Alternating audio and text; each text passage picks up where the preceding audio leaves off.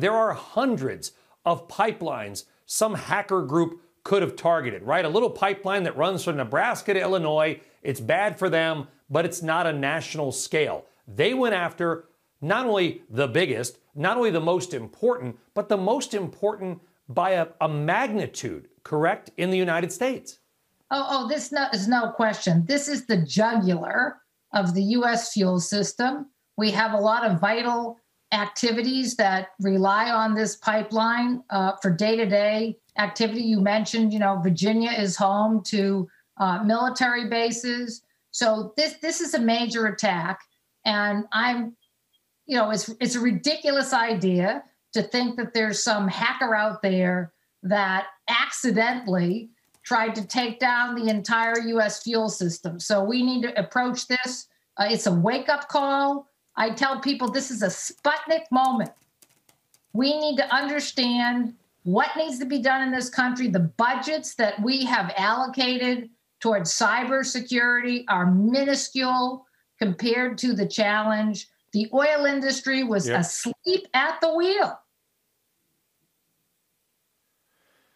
When you say Sputnik moment, obviously we know what you're referring to, right? The realization that Russia came out of nowhere and was ahead of this in the space race, and we need to get our you-know-what.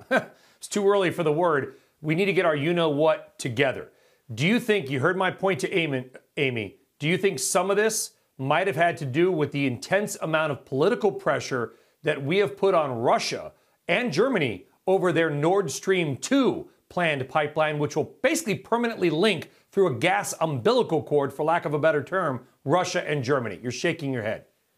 Listen, let's remember, it wasn't so long ago, 2019, when the Russians themselves had a major pipeline artery, the Druzhba pipeline, also had criminal gangs, supposedly criminal gangs, put a dangerous chemical into their pipeline and caused a major disruption to Europe and billions of dollars lost to the Russians.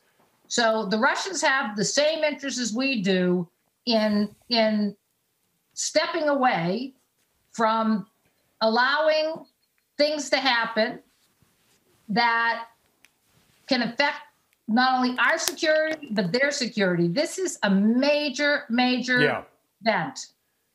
And it needs to be treated like a major event in the United States. It needs to be treated as a major event in the United States. It is. And that's what we were talking about, Amy, as far as the hackers can come out and say, whoa, we're not political. But the reality is either they didn't realize or they did realize and then didn't realize the extent of what they had done until after it was done. My point was there are hundreds of other pipelines they could have gone after to shake out some pipeline company for a little bit of cash that we wouldn't be talking about. And that's the difference. They went after the Colonial. Do you think they just got it wrong, or they knew exactly the level of target they were going after? It's hard for me to believe that a hacking group could be so ill-informed. I mean, this is the only pipeline in the United States that anybody's ever heard of. So, the way I look at it is, even this storyline about ransomware, I mean, this is a vital piece of infrastructure. You can't pay ransom to someone and then they're going to give you your data back. Every business system connected to this pipeline has to be restored. You're talking about a security breach here that's almost unimaginable for this piece of infrastructure. If the oil industry couldn't be careful with this one piece of infrastructure, what does that say about all the small pipelines?